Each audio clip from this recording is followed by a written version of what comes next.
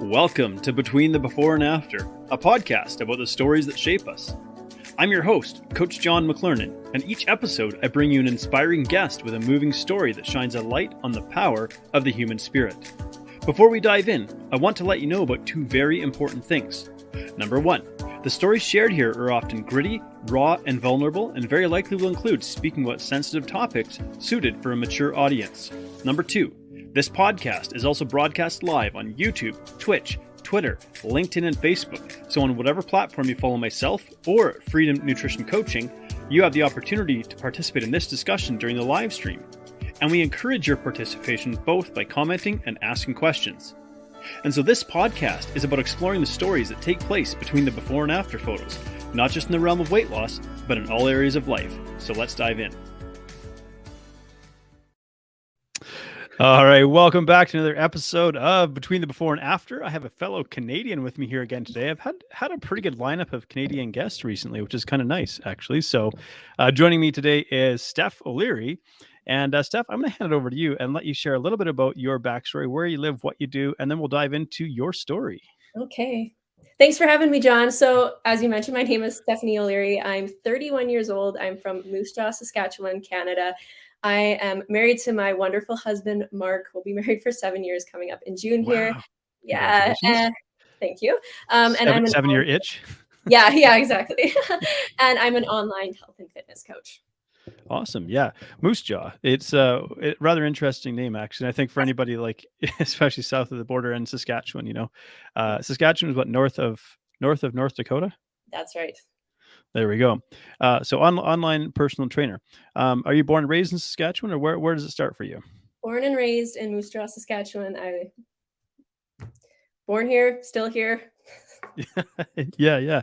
So the big part of your story that, of course, I want to touch on today is that you were diagnosed with MS. But what age were you when you received that diagnosis?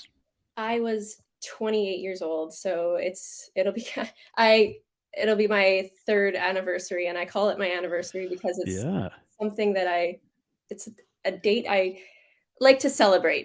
That sounds a little bit morbid, but it's really shaped me into the person that I am today, and I celebrate it. Yeah, which is really a remarkable way to approach something like this. Say, this is something that's worth celebrating because of how it is molding and shaping me as a human being. So prior to this, what was life like kind of going through your early 20s? Was there any indication that it could be something off, or what brought you to the place where you're like, I need to get this looked at a little bit further? Yeah, so actually looking back and knowing what I know about this disease, I had my first attack 5 years prior to being diagnosed. So I was 24 years old. It was coming up. I was celebrating or planning my wedding. I was planning for my first bodybuilding competition. And I think that if it wasn't for how active I am as an individual, or I wouldn't notice a lot of the symptoms, a lot of the things that were pointing at me that, hey, there's something wrong. I had my very first attack. The right side of my leg was numb. So I couldn't feel my leg. And then, or no, not my leg. Sorry, it was my arm, because I thought I had a pinched nerve in my back. Right. Okay. So that was your first thought. I hit pinched nerve in my back. Like no inkling that this could be something more at this point in time. No. So you're prep. Oh, go ahead. I was just going to say, and then from there, it was the numbness in my leg. So I couldn't feel my leg. I had numbness up in here. So I went to the doctor. She said, "Oh, it must be just a pinched nerve." So I did some physio, had some work done. I don't know what he was doing, because clearly it wasn't a pinched nerve. And then it just kind of went away after that. Just kind of disappeared. So here you are, prepping for your first bodybuilding competition. Now I'm kind of curious, and of course we're looking at this through the lens of hindsight, but do you, because prepping for a bodybuilding competition is really, really taxing on the body. It's emotionally taxing, it's mentally taxing, it's very physically taxing. Is there any thought in your mind that doing something like that may have added to the stress that could lead to the exacerbation of anything like this? I think so. Looking back, I know that stress is such a big thing when it comes to MS, like just in terms of making symptoms like flare up. But it's not something that will cause an attack, because that's what it's called when there's, a new lesion or something. Mm-hmm. But it just makes the symptoms heightened, I guess you could say. Right. So you can't necessarily stop this. It couldn't necessarily stop it from occurring. But if you're under more duress, you're more likely to experience more severe symptoms when they express themselves. Yes, yes, it's exactly. And plus, I Right. was planning my wedding too, so that was a very stressful year looking back. So were you trying to time the bodybuilding competition in your wedding? No. So like, I want to be ripped and shredded for my wedding, or No, I just thought, "It's good, let's do this now, and then I'll go get married," and right? Okay, yeah. yeah, Uh, no. And I didn't even end up doing that show that I had planned to do. I had pushed it off because of the stress from everything, actually. No kidding. Like that's actually quite a challenge to try to do these things. And there, we hear something like bodybuilding competition, and I think probably people out there might have an idea in their mind of what this actually is. For those who are just listening from audio, definitely go check out Steph on her socials channel. She's not a mass monster. In other words, A very small person. yeah, she's 240 pounds and five Yeah. foot two. Yeah, solid muscle. Yeah. But so what category were you competing or planning to compete in? The bikini category, so again, Mhm, not a very big person, pretty small, not a lot of not like a bodybuilder in terms of mm. big. Kind of we could say a physique. I think that I like the term physique athlete more than I mean, we understand bodybuilding as a term. It's been a part of cultural lexicon for, 50, 80, 90 years kind of thing. But I like the idea of a physique athlete. You're pursuing like a really aesthetic physique. What prompted you to actually pursue bodybuilding as something to go for? So I had been a dancer for since I was 3, and I like to think since I could move, because before even starting dance lessons, so I was a performer. I loved Okay, yeah. performing. I loved being on stage. I loved all of that. So when that part of my life kind of wrapped up, it was like, okay, I felt like there was something missing, right? So I started going to the gym and working out, and I like to I'm a competitive person too. So I'm Mm. like, just kind of seemed like the next step in my journey, if you will. Right. Okay. What kind of dancing did you do? Are we talking like Highland dancing, ballet, hip hop? Oh, Because like dance is very broad. right. That's true. So ballet, tap, jazz, hip hop, musical theater, yeah, all of it. And Oh, then I musical taught. theater. Yeah, Do yeah. you sing as well? Um, and Clearly. yeah, Well, yeah. Not well. not well. But yeah, so you enjoyed that. You enjoyed sort of the artistic, the expression, that kind of thing. But Yes. when you're doing dance, you weren't necessarily lifting weights or training for it like it's a physical pursuit. It was just kind of something you did. No, because as I got older, and I think I was like 19 is when I started in the off season of dancing, because the dance season runs like the school season. So in the Hmm. summers, I actually started going to the gym and working with a personal trainer to help train for my dancing. Okay. Was there potentially the idea of pursuing this professionally? Yes, yes. I actually went down to New York. I went down to Los Angeles. I did some auditions, and that was my plan. I went to high school and I was like, I don't need to study. I'm not going to university. I'm going to be a dancer. I'm going to be a dancer. Right, right, right. So, yeah, So New York and LA. Did you go by yourself? Like I went 19 years old? Yeah, I went to New York by myself, and then I went to LA with my mom, actually. It was a Oh, great experience. right. What's that like? Because we hear about people doing this, and so you've actually went and done this. So you go to New York. How do you know where you're going in New York? You Well, know, yeah, I was gonna say I went down to, work with a talent scout, actually. He had a week-long, intensive with the dancing, the singing, the acting. It was a crazy experience. So, yes, I went down there by myself to do that. so this would be really interesting, I think, in my mind. So you fly to New York. You're by yourself. No friends with you. No family with you. You're flying solo on a plane. Get to New York. I don't know. Get a taxi to a hotel or something. Have you done much international travel prior to that? No, not alone anyway. I mean, I traveled a bit with my family, but nothing by myself. And it was funny because obviously, like going alone, I think I was 19 years old, but I mean, still, it's a big trip to take by yourself. And I remember Yeah. my mom, she had a car set up to pick me up from the airport, and we were finding this place. We're driving through wherever in New York, and he couldn't find this place that I was supposed to go to. And so he's like, trying to get me to help him. And I'm like, I don't know. I've never been to New York. Like, I don't know. And then it was so stressful. I just remember I'm in tears. I'm crying. I couldn't turn on my phone because the data or whatever. And back then, I mean, yeah, way back in the day. Back in the day, like it wasn't just as simple as turning on your data. Like, so that was like a stressful start of the trip. Right, because you're like, I don't want to get like $8,000 in roaming charges or something, Yeah, because exactly. I turned on my phone south of the border, kind of thing. For 1 minute. Right, and it's why I find this interesting, because I think there's maybe sometimes a perception around things like dance and modeling and auditions and things like that, especially when you think about like talent scouts and young females and things like that. Was there anything like that? Anything, or was it a pretty I don't want to say run of the mill, but a pretty standard experience? Like you never felt sort of objectified or unsafe or anything like that in that experience?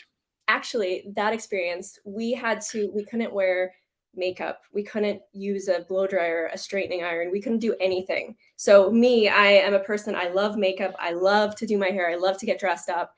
And that we couldn't do that. We couldn't have our cell phones. They took our cell phones away from us. So it was a very humbling experience. And looking back, I think that had a really big impact on my life after that, like it was crazy. And what's it like? Like, how many people were a part of this? This is the New York one. How many people were a part of this? I guess week-long intensive. I think there was about 30 people, and then he had chosen. I think there was about 5 of us that were kind of like the leaders of it. So So we went early. We actually stayed with him at his house prior to the workshop. Right. Yeah. Yeah. So you were one of these leaders then. So how did you get picked, or did you know this was going to be the case, or was it after day one we go, okay, I'm picking these 5 people to kind of, you seem like the most responsible or something like that, or how did they decide? I don't even know. So I had met him. He was actually in Moose Jaw. He kind of did a tour around went to different dance studios and did and I can't remember because this was, I don't know, 12 years ago, I guess, dating myself. Right. Yeah. You're so old. Yeah. And I think that all I had to pay for was the flight, I think. And then everything else was included. And because I don't even know what I did to be different than everybody. So Sure. Yeah. He says, I see some potential in you. And so I'd like to come down and do this. So what was it like? Because Moose Jaw, I imagine, I don't know the population, but I imagine, what is it like? I don't know, 20,000 or something like that? Or how big is Moose Jaw? 35, I think. Right. So it's enough to be a city, but it's not really a big thing, No. a big place. It's not exactly a tourist hotspot. I mean, I've been through Moose Jaw, driving across Canada. We're like, I'm straight through the prairies. But then you get into a room with like 30 other people. Are they from like all around North America, or? All around North America. It's funny because I remember a couple of the Americans, they're like, "Oh, you're from Canada. Like, do you live in an igloo?" And I think they were being serious. That's funny that that's still a thing that sort of travels around. So what did it feel like to get into a room with all these other people? So now, because maybe you were top level talent in Moose Jaw, for example. Maybe that's fair to say. You can say, hey, look, I was really good. I was one of the best in Moose Jaw. So now you get into a room with a bunch of people who are at your level, or maybe even potentially better than you. What is that like for yourself? Is that like a really empowering experience, a daunting experience? A humbling experience, and more so when I went to LA, did I feel that. I felt kind of confident, if I guess is a good word, when I was in New York, and it was probably because I was kind of like a leader or whatever. So it wasn't, I kind of had like a little bit of an upper hand, I guess. Right. And too, there were people that were singers, there were people that were actors. It wasn't just the dancing side of things. So Right. Okay. Yeah. So then what came of, so you finished this intensive, and then kind of what comes of it, as you say, like, hey, cool, thanks for showing up, fly home, and if I get something, I'll give you a call, or how does something like that wind up? Yeah, it just kind of wound up. It wasn't, he did have some Like callbacks or what are they? People that he doesn't pay, but they're kind of working for him. like an internship Internship, or yeah, he had some internships, and I think that would have been so if I wanted to go down that path, but that wasn't really something that I it was kind of an experience that it was very, he's very strict, and, um, I was just happy to come home. you're like, okay. So that also maybe put another spin on it. Like, this is something I love to do. It's something I'm passionate about. Maybe I have an innate or natural ability for it, but to put it into this kind of pressure cooker is something that would remove a lot of the joy from what you Yeah, do. yeah, exactly. Yeah, and that wasn't quite the route that I was planning on going down. Right. Okay. So then, how far apart is like New York and LA? Um, Not distance wise. I mean time. yeah, Yeah, they're yeah, about 3,000 miles, give or take. yeah. There was about 2 years, so that was, uh, that's the summer when I was 19, and then it was this October of when I was 21. Yeah. Okay. And so what are you doing in those 2 years between these I guess auditions or talent intensives? Yeah, so just dancing my heart out. At the time, I was working for my dad. Yep. I started out as his part-time assistant, Yep. um, and then I was teaching dancing as well. Okay. And what does your dad do? He's a financial planner, at Okay. yeah. Okay. So you're crunching numbers, spreadsheets, saying hi to people when they come in the office, or Yep, just smiling. okay. So kind of getting a bit of a business, but a little bit of an insight into running it. Maybe you already knew that because he's been running this business, but now you're getting more of an inside look into what it looks like to run a Yeah, business. what a financial planner actually means. I was growing up, I had no idea what he did for, Like he like just tells people what to do with money. Give me money, and I'll tell you what to do with it. yeah, yeah, like, I didn't even know that much, like yeah, All so right, and then yeah, so then you're dancing. You go, okay, cool. Was it an opportunity? How did you know to go to LA? so when I went to LA, there was another, a workshop down there. I don't know if you've heard of Twitch from So You Think You Can Dance. I have. I've heard. I've heard of Twitch. We're literally streaming on Twitch, and we've got a Oh, couple people watching us on Twitch right now. so Hey, he's everybody who's watching on Twitch right now. Um, is no, this Twitch a human being, a character, or oh, he's a like a world-renowned dancer. I And should probably know who he is. Sorry, Twitch. yeah, he's probably got like 1,000,000 plus followers on Instagram and So TikTok. basically, like a million more than I do. Yeah, yeah. Yeah, so I he was at this workshop, it was in Anaheim, so it was like a couple day thing, and then I also did my very first, like, actual audition.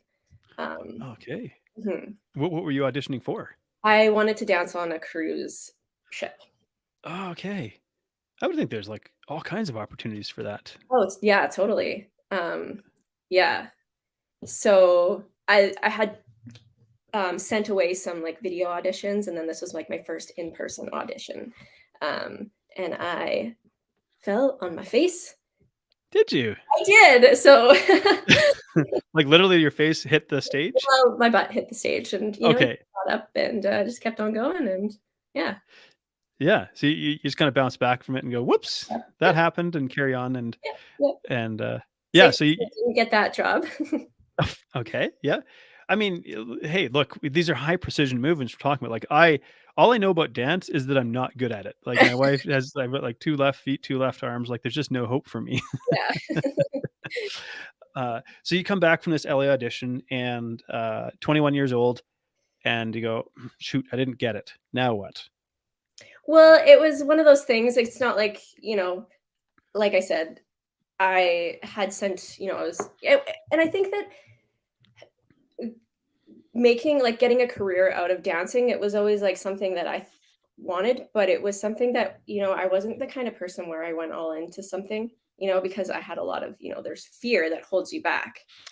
Right. Okay. So yeah, so I was happy with what I was doing. I was happy with, where I was in my life at that point.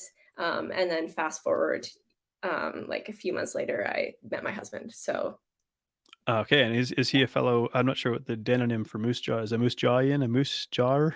what do you what do you Fabian. well, I'm like, what do you call people from moose jaw? Like we're red deerian. I'm in red Oh deer. yeah, yeah, yeah. Moose Javian, I don't know. No, he's not. He's from Ontario. So he moved here to coach hockey. So I met him the first year that he moved here, and then that was kind of like it for me.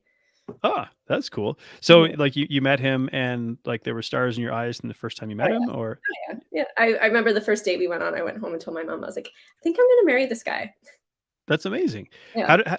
Was it random chance? Was he, like, coaching hockey and you were coming to watch, like, the Moose Jaw Warriors play or something like that, or what was the Well, deal? I was actually doing some promo for the other because he was an assistant coach, so the other assistant coach, and so then we kind of met through him, and we just happened to be sitting beside each other, and we just started talking, and it was like just easy, easy It fun. felt natural. So it wasn't just that he was like maybe he is a charming hunk. I've never actually met him, but but you're like, wow, he's not just good looking. He's actually really easy to talk to and get along with. Well, I mean, I wasn't expecting to like meet my husband that night or meet anybody that night, but I was just like, Right. So what tipped you off that this is somebody that I maybe you actually want to spend the rest of my life with? it's a good question. I think it was just easy and we had a lot in common and yeah, easy. I felt like I could easily let my walls down because I think I like to put them up sometimes. Right, right. So you felt like safe around him. Yeah, yeah, that's a good word. I like that word. Yeah, that's really cool. So you went on your first date. Where'd you go for your first date? I think it was called Cordova Bistro. The restaurant's not there anymore, and, Okay. yeah, And after that like that's all she wrote. Like it that's all was she wrote. like, Yep. and so he was smitten as well. Yeah, yeah, obviously. Oh, yeah, clearly. So, what's the time between, like, you guys' first date and actually getting engaged? And because I know you were preparing for your wedding when you're 24, so we're going kind of from were you 21 when you met him as well, or? Me too. Yeah. Yeah, I met him, it was in January, yeah, December, and then it was, like, a year, and we got engaged in March. Um, Okay. yeah, so not too long, especially, like, only being 20 what was I, 23 when we got engaged, so Yeah, yeah. but he was Spring yeah, he's 7 years older, 6 years older than me, 5 and a bit. Yeah, he's so he's he's a few years older. Anyways, yeah, he's okay. a few years older, yeah. Right, right. So he's also maybe a little more mature, because we know that men don't really mature until 28 plus kind of thing. It's just, from a brain developmental perspective. So he was actually hitting the peak of, like, if he was a give or take 28 years old when you meet him, and it's Yeah, like, he was. perfect. He's like ripe, Yeah, ripe yeah, for the picking. exactly, yeah. So how did he propose to you? Well, Or eh did he? yeah, yeah, he did, he asked me to meet him we were supposed to go to Mexico the next day, and he wanted me to meet him outside of this restaurant, which he was planning on being the restaurant that we first met at, but long story short, it wasn't. It was another one just down the street. And I remember I was like angry, or wasn't angry, but I was annoyed because I had just spent all night teaching dancing and it was like 10 o'clock at night and I was tired. I just wanted to go home. And he's like, come out in the car. There was snow on the ground. He's trying to get me out of the car. So finally I get out and then he starts his, spiel. And I thought he was breaking up with me. I can't remember. That was my first thought. He's breaking up with me before we go on our trip to Mexico. Um, but anyways, then he got down on his knee and he said, "Will you marry me?" And I was just like, oh my god, oh my god. And he's like, "Can you answer the question? Like it's cold, like I'm in the snow." I was not expecting this at all. But he wanted to propose before we went away because he thought that I might think that he was going to do it on the trip, which I absolutely did not. I was only 23 years old. I was not Right. thinking about marriage. But he had this in the as someone who, I remember when I was, like, dating my wife, and, like, I was pretty sure that we were, gonna get married. I had it in my head, but once I had that thought, it's like I couldn't really stop thinking about it. I was like, "Oh, man," I'm trying to think about, and so, when I was focusing on it, I was like, "Man, it must be so obvious that this is, like, on my mind," Great. Yeah. because I was thinking about it all the time.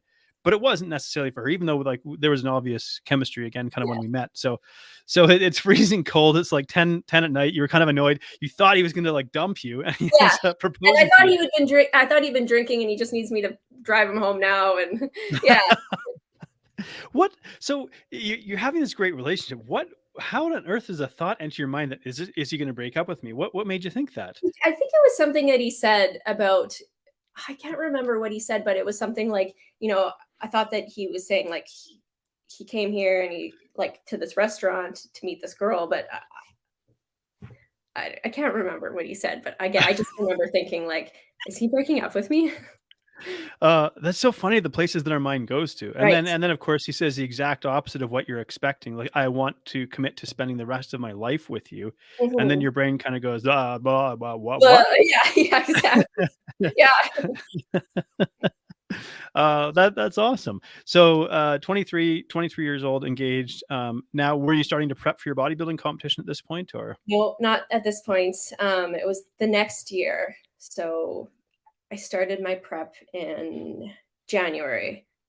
I wanted to compete in May, I think it was. So that would have Okay. given me enough time to get ready for that first show. And then feel like you're, like, ripped and shredded to wear your wedding dress and hit a Yeah, flex or something like that. that wasn't even the thought of like, I'm like, oh, that's a nice little like side note of the Sure, time. yeah. And then I just remember it being very stressful. I remember I went on a trip to Victoria with my mom, and I think that was when I was like, I can't do this because the food side of things is very hard, Yeah. and Yeah, yeah. Here's I your lettuce leaf with a little yeah, bit of, like, yeah, chicken wrapped in there, yeah, and, I'm yeah, gonna give you 18 grains of rice, very carefully calibrated, and, yeah, yeah, yeah, really really kinda messes with you trying to do that. yes. Um, so you decide not to compete, you have the wedding. Now, but your first attack occurred, as you say, and you weren't really aware this was an MS attack, this pinched nerve that you think you're having, prior to your show, prior to the wedding, that kinda thing. Was that also a contributing factor to, maybe I'm training too hard, maybe I'm pushing my body too hard? No, never thought that. I just all my doctor said is no pulling movements over your head, and it was funny because so I had, that actually, looking back, there was a number of things that year. I also had vertigo, so I don't know if anyone's not Yeah. familiar with vertigo. It's like you're dizzy. Like I just remember, and this was like well over a month of just being dizzy all the time. I'm like, how did I drive? I remember I had to go to like work trips in Regina, which is 45 minutes away, and like the things that I did, and it's just like a testament to the kind of person that I am. It's like all of these things that happened to me, and I just kept on going. You And just you just somehow push through it. yeah, and I remember I went to my chiropractor because when my right leg was numb, and he said to me, "I think you have MS." Or he said, "You need to go to the doctor. I think you have MS."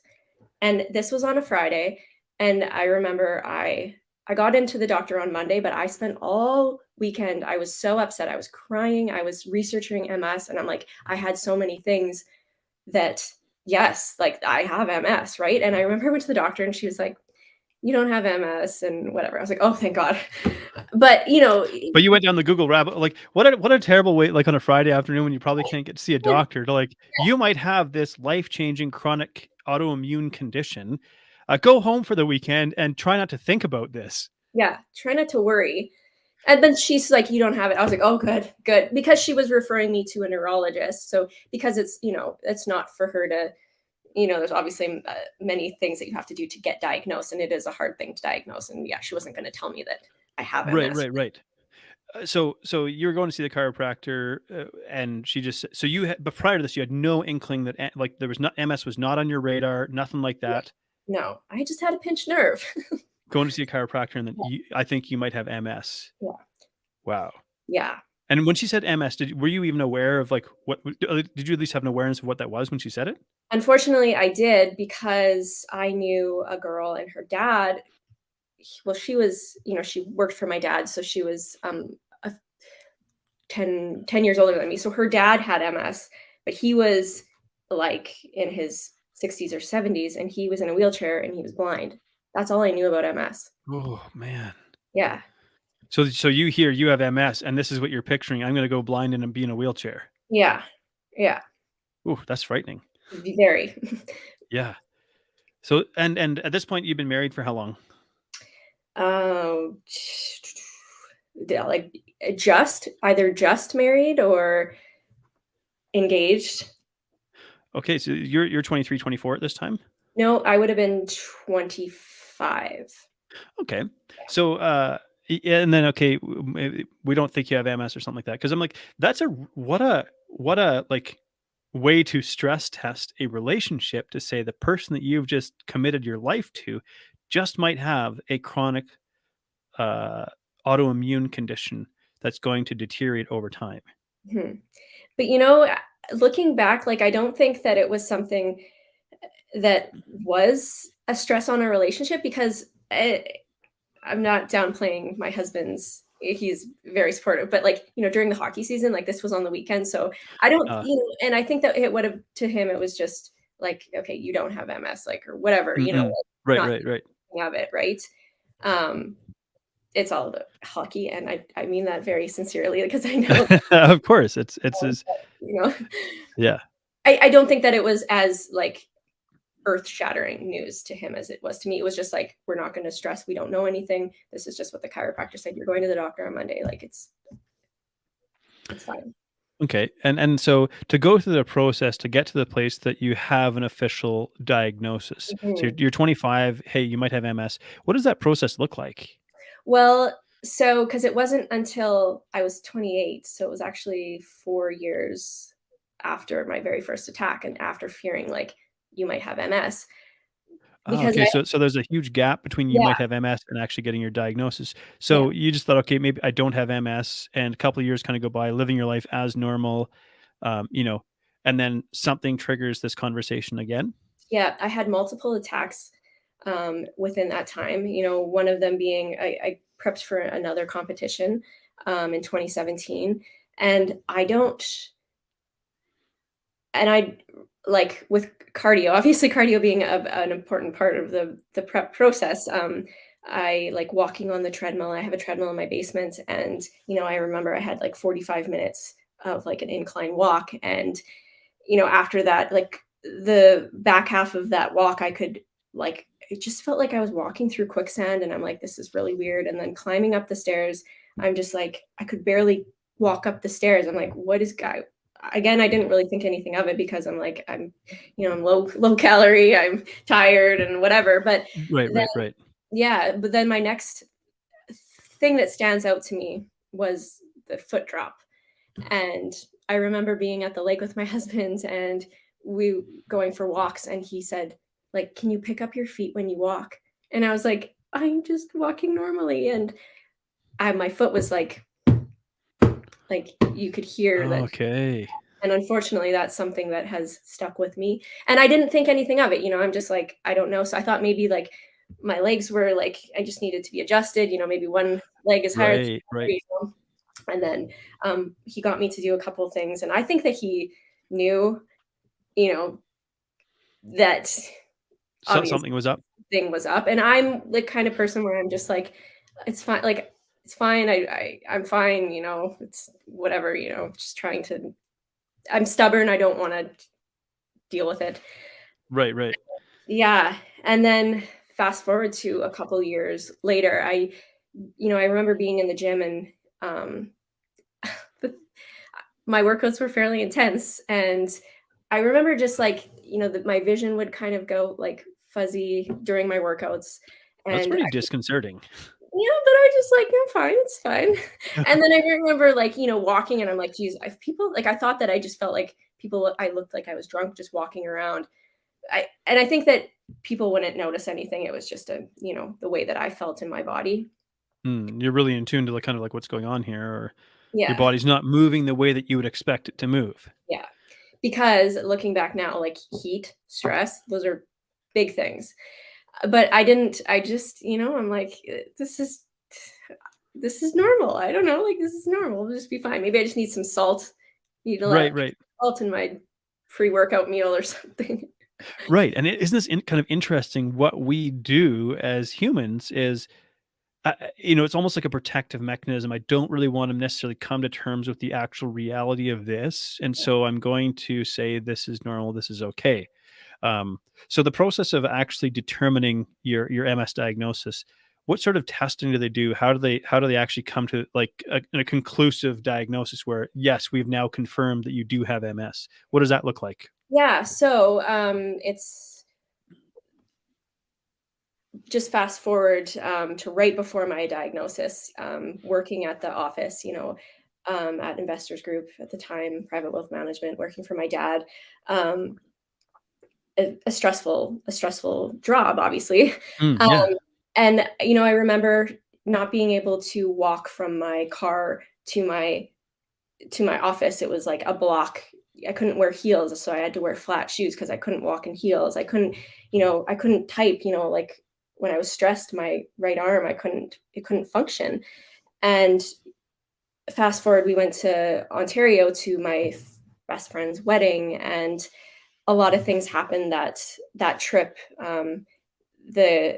The nail in the coffin was when I went for a walk, and because that's something you do when you're stressed. You just want to get out Mm-hmm. for a walk, and I think I got a half a block, and I couldn't move my leg. I felt like I was walking through quicksand, and I had a big weight on my leg I was dragging behind me. And I remember I just sat on the corner and I just cried because I was so scared. I'm like, what's going on with my body? Mm. And Were so you by yourself at the time? thankfully my husband was with me. And so he's like, well, let's just go back. And he's like, as soon as we get home, we're calling the doctor. We're going to get you in because the doctor at that point, he's like, I was on the wait list to see the neurologist. And there wasn't really much he could do. But my Right, husband, right. yeah, we're going to make another appointment. We're going to get in. So I remember went to his office. He called the neurologist while I was sitting there. And he said that, we need to get her in. So 2 weeks later, I went and saw the neurologist. He did a couple like nerve tests. He's like, there's nothing that shows up here, but I want you to get an MRI. So a couple weeks later, I had an MRI, and then it was very, very clear that I had MS. Now, the MRI, what does it show up? Can it show where lesions are? Yeah. So, So yeah, I was just going to say, so it has to be active, right? So you go through periods of time where it's not active. mhm, Um, mhm. where it just kind of goes away. Not MS doesn't go away, but like the Right, symptom that you're having just goes away, I guess. Um, right. so it has to be active when they do the MRI. They can see it on the scans, like where it is. And I had a number of lesions in my brain, which was obvious because a lot of shit. Can I say shit? A lot of stuff, yeah, Stuff. Yeah, a lot of stuff going on. Um, in your brain. mhm, yeah. So, for those who might not be that familiar, like MS is an autoimmune condition where your immune system is attacking, in particular, the myelin sheath. So our nerves are wrapped in a casing, I guess we could say, almost like the skin on a sausage, maybe. Mhm. And the immune system is attacking that part of it. But in the brain, what specifically is it? When we talk about a lesion, what are we talking about there? Like, what is a lesion? Yeah, what's a lesion? And you say like a lesion on the brain sounds like a pretty terrifying thing. What are we talking about there? It's inflammation. Okay. So it's because I don't know, I'm like displaying like how I don't exactly know as much about anatomy as I like to think I do. I'm like, is there myelin in the brain or is there only myelin around the nerves, and like does MS, because you say lesions in the brain, is the MS like also attacking part of your brain? Is there parts of your brain that are potentially being compromised, or is it only nerves throughout your body? Well, it's the brain and the spinal cord. So Okay. I think of it like a cord, like the wire on a cord. So the wire's frayed, right? So then this Mm-mm. from your brain into your spinal cord, like they aren't being transmitted. They're broken. It's broken. So I don't know what like a lesion is per se, I guess. Okay. So it's confirmed. Okay, yes, we now confirm that you have MS. So as that's kind of sinking in, and what's it like for you, and what's it like for your husband? Because I got to imagine that's like we got to sit down and have a talk about like what this might actually look like. We have to come to terms with the reality of what we're now encountering here. Yeah, I remember when he said those the neurologist he because they say big words. They say things like I couldn't quite understand. So my husband said, he said, so she has MS. And he said, yes, she has MS. And I just remember I just I just hung my head, I cried, and don't think I stopped crying for weeks after that. And it was all kind of a blur after that. hmm Kind of going into this sort of emotional protective response, really, of like this feels too overwhelming to shut down. So you kind of move more into sort of this primal state of just survival right now as you're trying to grasp, because you're young. So now you're trying to grasp the significance of what is my life going to look like Yeah. moving forward? Yeah. And the irony of the timing, so I had just my last day at Investors Group was June 28th. And then I was going to go on my own, with my business. And this was Mhm. like, okay, this is me being, I've been working for my dad for 10 years under his wing. And now I'm going to go on my own. And I started with, you have MS. So it's like, I had this, what I wanted to become, what I wanted to do for myself. And I just felt like, when you have MS now, and it's, you just think that you can't do what you had set out to do and what you wanted to do with your life. I had these dreams, I had these aspirations, and now I just have MS. Right. Were you going to go out on your own as a financial planner? Is No, that your thing, or as a personal trainer? yeah, my online coaching business. Yeah. Okay. So you said I'm going to become an online coach, and I've got my business to the place where I can do this, and then all of a sudden, whump, Yeah, you have MS. yeah. Yeah. That's pretty heavy to kind of sit with and try to process. What helped you get through that? Time, I think. At first I was it sounds weird if you don't if you've never been in that place, but I was embarrassed. I didn't want anyone to know Yeah. that I had MS because I felt like I was broken.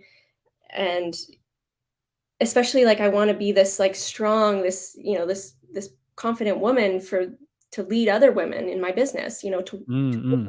to want them to be something, where now I just have MS. And I just remember being embarrassed, and I told my close people around me, and that was it, because I didn't want anyone else to know. Yeah. And I think that's a natural place to get to.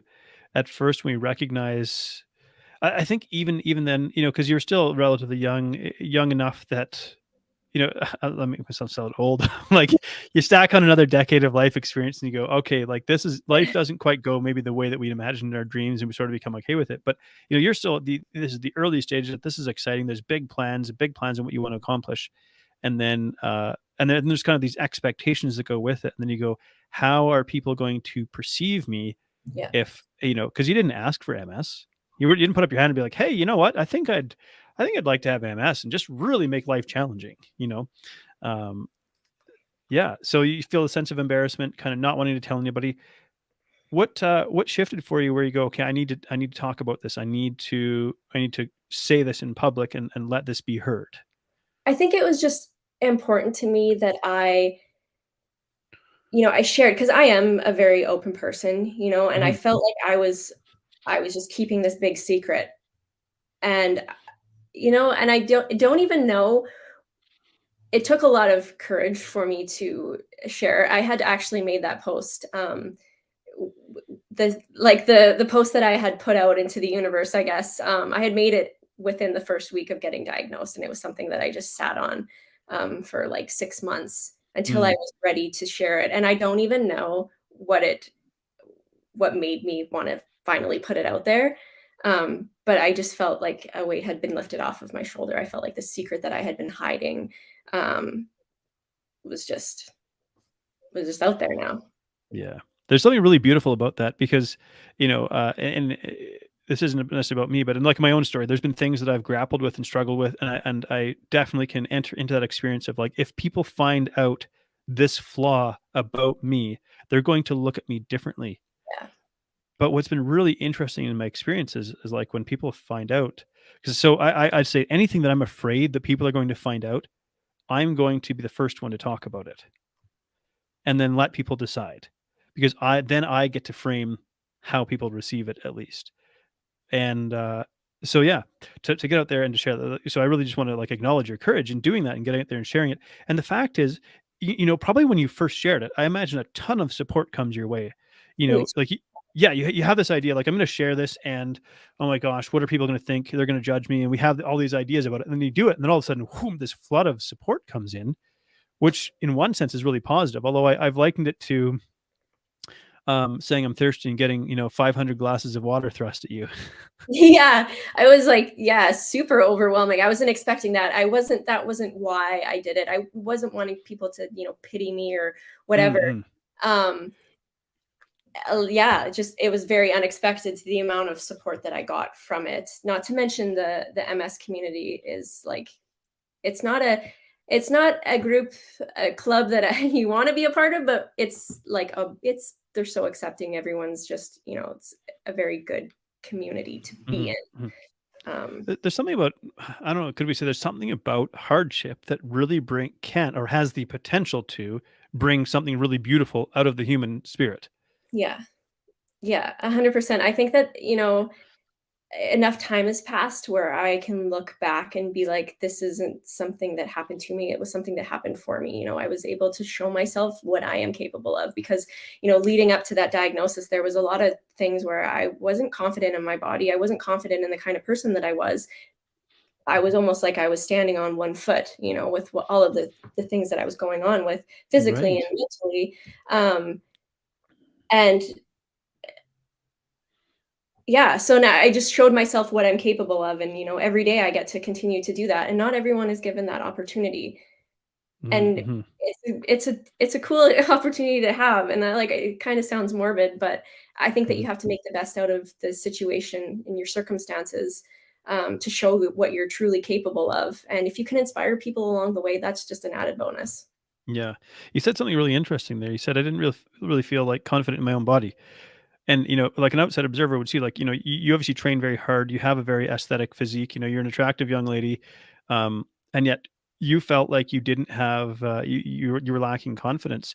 Was there a standard that you were comparing yourself to? Because sometimes someone who has a really competitive nature, you always, you find yourself comparing yourself to people or things or images or ideals that are further advanced than you are. But that can have a really interesting effect on our psyche because it's always like we never quite measure up. Would that be where that maybe lack of confidence came from? Or Well, it was I couldn't I couldn't do things like I used to be able to, so I was comparing myself to my old self, right, okay. and I wasn't that person anymore, and I felt I yeah, it kinda like, yeah, just stripped my confidence, and I just felt like I was just like I said, the best analogy is just like I'm like a balancing on one leg, and Mhm, just unsure of myself and who I am, and, and there's a lot of cognitive things that come with MS, and so mhm. and not to mention the mental health side of it as well, and I feel like I deal Yeah. with all of it, so it's a lot. It's a lot to have to work through every single day, but I know that I can because 'cause I've been doing it, and You're proving it in real yeah, life, yeah. and the other thing too that has kind of I don't wanna say helped me, but because it took so long for me to get diagnosed and I continued to live my life, like, just as I normally would because I didn't know, right? So then fast forward to getting diagnosed, it's like, "Okay, well, what's gonna change? Why does anything have to change? I'm still gonna do what I was gonna do before. If Mhm. I wanna prep for another competition, I will prep for another competition because I did 2 while I was dealing with MS." It's kinda like it's just you have to work a little bit no, not a little bit, you have to work harder, Mhm. and you can still accomplish what you wanted to accomplish before, it's just more challenging. You might have to work a little like, also it's cliche, but, like, work smarter. In other words, Mm, probably if you're gonna do something like that, you have to factor into, "Okay, this is going to be stressful, and I have to really manage the degree of stress that I experience." Especially, you have to manage it differently than yeah, somebody who doesn't have MS because we know that stress can cause autoimmunity to be more severe in how it flares up. yeah, So I'm kinda curious then, we have this, maybe this, you had this idea of how your life was going to go. And then, of course, this life changing diagnosis happens, and you realize, okay, my life isn't going to go the way that I thought. Was there a period of time where you felt like you kind of had to grieve the future that you aren't going to have?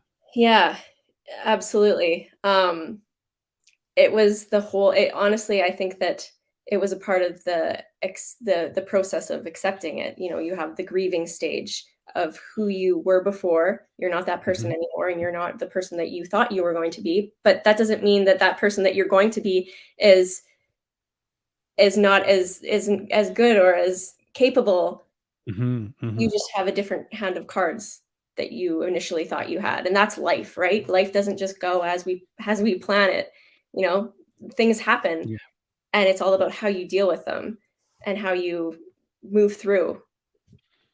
So you're faced with quite a few different challenges, and like I said, I think one of them is being young and being diagnosed at a young age, because MS is like a slow progression for many people, and because it's, I'm not sure if you have, because I know there's multiple MS is an umbrella term because there's a number of different varieties, and maybe actually we could just hit pause and say, what form of MS do you have?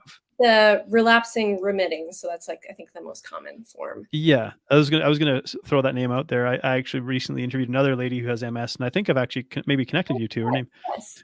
Her name was Leanne Stickles. So for those listening, she's a few episodes back on this podcast. Who also, she's a triathlete and a really really beautiful human spirit and a really cool story as well. Um, so you go through this process of kind of grieving, and actually you framed it in a really really beautiful way. Like your hand of cards, like it changes, but that doesn't mean who you're going to become is anything less than who you might have become. And in fact, because you're going through, because I say that I've never met a remarkable person who had an easy life. That's something I find myself saying so many times. And that's why I love sharing stories like this, because there's something in it. It's like, I think in life, there's a temptation to want to shy away from the hard experiences, shy away from the discomfort of it. So you're juggling, a future where this disease is not going to go away. There's a very good chance it's going to continue to progress at some rate or another, and certain abilities might start to be slowly taken away from you. So there's that progressive nature to it. Then there's sort of the mental health struggle that comes along with it. There's the times you try to do things and maybe your brain doesn't, or your body doesn't respond the way that you want it to. There's your husband who has committed his life to you, and thinking like, what is this going to look like in terms of the partner that I'm going to need to support as life goes on, and so on. And you don't have to share anything you don't want to, but I'm kind of curious, like, what have these conversations, if you feel like sharing, if you feel comfortable sharing, I should Yeah. say, what have these conversations looked like with kind of you and your husband talking about what this future might look like? Well, I think that, and maybe this is just how I accept the cards that I've been dealt, but I think that, something that kind of helps me get through the hard days is like, I just remind myself that you're only given what you can handle, right? And Hmm. not just me, but, I couldn't have a better partner to be walking through this experience with than him, because he's so strong, and he's strong physically, he's strong emotionally, he's like truly my backbone. And, Hmm. and he's just like, yeah, whatever happens, we'll deal with it, because that's what we do. It's not about what happens, it's about how you respond to it and what you can control. And so, yeah, we've had numerous conversations, and he's just proves to me every day that if I'm going to have to take this on with anyone, I'm glad it's him. Yeah, that's amazing, and he sounds like a true coach. He is. He's like a born coach. Yeah, yeah. Tell him to stop coaching me. That's amazing, and I think you also said something else really important: hard days. Mhm. So, because people will see like what you share on social media, and most of the time it's really positive and it's really inspirational. I think there's value in sharing that because we want to show people something aspirational, something that we can aspire to. We want to show them what is possible by showing like our best moments. But you still have hard days. What do Mhm. those hard days look like? Oh man. So for me, it's the fatigue, and that comes most days. It's like you just, and fatigue isn't even the right term. It just doesn't do it justice. It's like, Right. unless it's like debilitating fatigue. And, so thankfully I am in control of my own schedule. I can schedule in naps. I don't take on too much. I make exercise a non-negotiable, because that is one Hmm. way that I Yeah. can fight back to this disease. In the hard days, it's the depression that comes with it. It's the feeling like you can't get out of bed, or your legs are just heavy, and just, again, like that fatigue. And yeah, and unfortunately those days happen more often than the good days. Hmm. And but it's just, it's kind of the way you just adapt, be that, it just feels like my new normal. Hmm. So, and you mentioned the depression, and Mhm. again, these are all things that we none of us ask for. We don't ask to experience. No, I've not met a single person who put their hands up and said, "I'd like to experience this." And I imagine, and you can clarify, but I just imagine that there's times where there's literally nothing that you can do.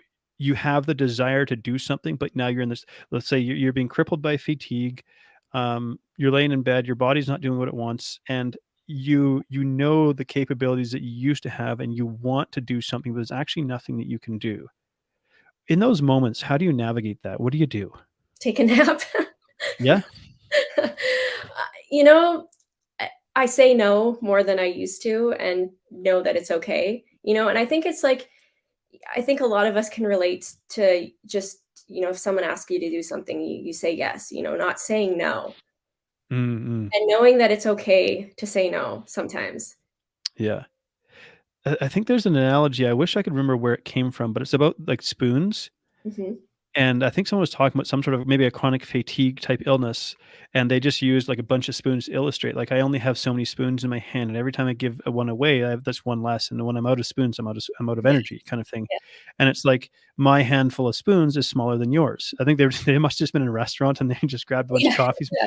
But I was like, somehow it's sticking with me. I wish I could. So if anybody knows, if anybody was listening or watching, I'd love to hear if you know like where this analogy comes from. But it's like that. We only get so many spoons, and so I think you might actually get almost there might almost be like a little bit of a gift in here in that you get to choose like what to focus on. It's like this is the thing I want. This is the thing that is most deserving of my energy and my attention, my finite energy and attention. Yeah, yeah, absolutely. Um, yeah, that analogy that with the spoons, that's exactly it, you don't have as much energy as a healthy person or whatever you wanna call that. Um, Mm, yeah, so you just have to be very selective of where it is you put your energy, and like I said, not feeling bad about saying no because it's about you and your health, and it's not about yeah. other people, and no one will understand unless they live with it. Right. And I think this really speaks to you getting very clear on your worth. Like, so you become comfortable with saying no Yeah. because you go, I'm worth this. It's, and those who truly value you will understand. Yeah, and it's one of those things where I still have to, I still have those conversations in my head, like, I trying to justify that it's okay that I said no, you know? But I think it gets easier a little bit, but yeah, it's like you said, you have to put your worth and yourself first. Yeah. So you are an online trainer, and if people want to know more about what you do, because you're an amazing inspiration. You still work very very hard, and this is kind of one of the ways I think you touched on that you fight back against this condition. Is you make yourself as strong as possible, best possible physical condition. Do you do anything nutritionally? Any sort of particular nutritional focus that helps support this as well? Yeah, absolutely. I know that dairy is very inflammatory, same with gluten. So I tend to, cut those out of my diet, eat mainly whole foods, low inflammatory, lots of fruits and vegetables. Yeah. And it's really interesting because, like, it's like you think about the basically the diet, your daily diet is one that probably just about everybody would really benefit from adopting, but you maybe the choice like you have less sort of choice and flexibility because it's like, should I choose to eat something that doesn't fall into this category? I pay a heavier price. Yeah, yeah, exactly. Like I'm going to pay for it the next day. I'm going to feel it. Mostly I just feel it in my joints. Um, so Feels like it's you got like arthritis or something. Yeah, yeah, exactly. So I just, it's a pretty good reason not to do it, but it doesn't stop Yeah. having a nice bowl of ice cream. Yeah, yeah. Um, so if people wanna get in touch with you, they're like, "Hey, wow, I'm really inspired by your story. I'd love to know more." Maybe they want to interview you, because I want to acknowledge like you've been really wonderful and open in terms of sharing, exploring this. Where do people find you? Yeah, I'm very active on Instagram. That's probably my number one platform. You can find me on there. And what's your Instagram handle? Oh, it's Steph with 2 H's and then O'Leary, no apostrophe, obviously. So is the second H or an initial, or is it just in order to get the handle? Just in order to get the handle. So STEPHHO Leary. There we go. That's awesome. They can find you on Instagram. Well, so if you were to take, so we've covered quite a bit today, and if you were to kind of take what we've shared and just maybe condense into just a piece of actionable advice that people could take away from this, maybe apply to their own life, what would you like to share with people? I think that when you feel like you're up against whatever your circumstances are, just know that you're stronger than you think, and you can get through what it is you're going through, and just know that we all have our stuff. Please. Yes. Yeah. It Yeah. will make you stronger. Like it takes these experiences to show us what Yes, we're actually capable of. So exactly. yeah. Well, thank you so much, Steph. It's been an absolute pleasure. It's been a delight to reconnect. And I always love it when I get to interview another Canadian as well. So thank you for being so generous with your time and sharing your story. Yes, thank you so much, John, for having me. It was a pleasure. Thank you so much for tuning in to Between the Before and After. If you've enjoyed this episode, please like, share, subscribe, or leave a review, because that helps this podcast to reach and inspire more people. I love exploring the stories that take place between the before and after, the powerful experiences that shape who we become. And I love human potential. I love the possibilities that lie within us. So whatever you may be up against, I hope these stories inspire you, because if you're still here, your story's not done yet, so keep moving forward. Anyone can come from any place of brokenness and destitution and build an amazing life.